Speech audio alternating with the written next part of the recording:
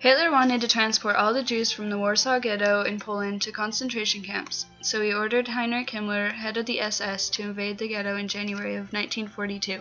This army was surprised to be defeated by the Jews.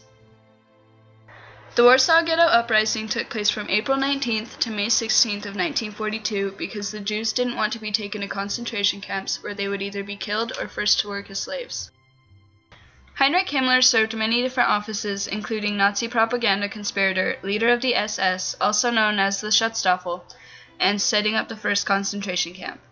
The reason Hitler trusted him so much might have had to do with the fact that Himmler was Hitler's personal bodyguard and he was obsessed with racial purity. It's Himmler. The Jewish Combat Association that was located in the ghetto was able to smuggle weapons that they used to win against the Nazis in January. The Jews had tactics that included these weapons and convincing the Nazis to let them build bomb shelters for protection during the uprising.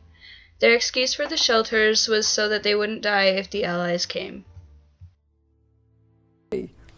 We didn't have any arms. I belonged to the first group of the so-called fighters organization. We didn't have any arms at that time. It was a need to get armed. It was a need to prepare ourselves. As for the Germans, they had tanks, heavy artillery, and numbers. Added to that, they tore down the bomb shelters that Jewish citizens were hiding in.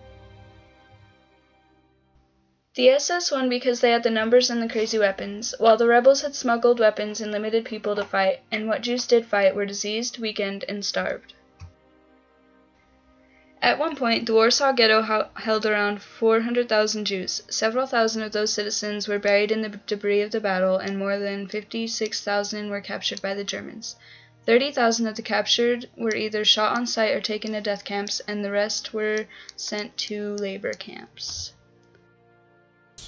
And on the 19th in the morning, I show you on my drawing there, through the Muranowska gate, next to the Umstadtplatz, a platoon of German soldiers came through the Muranowska street into the ghetto and went to the Muranowska square, singing, you know, the northern people, the Obermenschen, Supermenschen, singing, happy. Now, when they came on the Muranowska street, there were two buildings there with flags. One Jewish flag with the Magen David, and one Polish flag. The boys, the Jewish boys, knew that every bullet has to kill. Otherwise, they won't come out. So when they stopped singing and standing there on the Muranowska square, they came under fire. And it was hell for them, because so many fell. They threw their guns and they ran away. Now every piece of arms, every revolver, every gun, every submachine guns were collected. That's how the how the underground got submachine guns. There was not one was only in the whole ghetto. And uniforms, everything was collected. 2 tanks went on Muranowska Street, on Zamenhofer Street, also from Muranowska Gate on Zamenhofer Street, I'll show it to you, to Mila 8. And there they were waiting for them, 2 tanks. They threw the Molotov cocktails on them and burned 2 tanks. So the Germans left. They were scared. They left the ghetto. And they knew they can't fight just on open streets. So they sent planes, and the planes started to bomb us.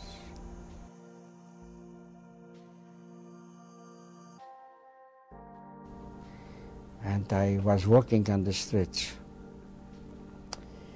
and the whole city was in flame, because the whole city was burning. So many blocks, not one, so many blocks. And I looked at these blocks, but the worst thing for me was the Easter Sunday, when I was in the church, listening to all the sermons of the priest, and I blended in with them together. And I came out. The priest was standing in the front, greeting all the parishioners. And they were dressed in their best clothing on Sunday. Most of them took their children to their carousel, which was with music, which was around that. You could see with the naked eye what was going on in the ghetto, the flames and the burning, everything. And you were just listening to the expressions, Jews are burning, not burning. Jews are Żydki się smażą, Jews are frying. I was in that environment of the people. Until today I cannot understand where did I take the strength not to scream, not to reveal who I am. That I look at my people burning and I cannot say anything. And here the carousel is running. The people are on the carousel with the parents happy.